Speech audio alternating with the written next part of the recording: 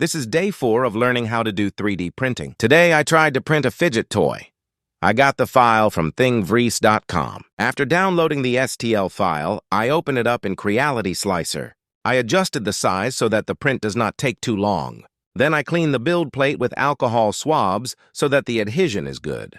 Then I started the print.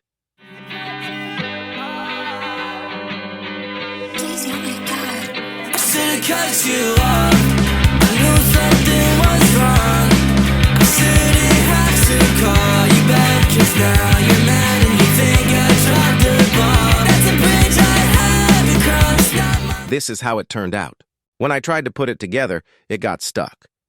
If you know how to get this type of print working, let me know in the comments. Thanks for watching.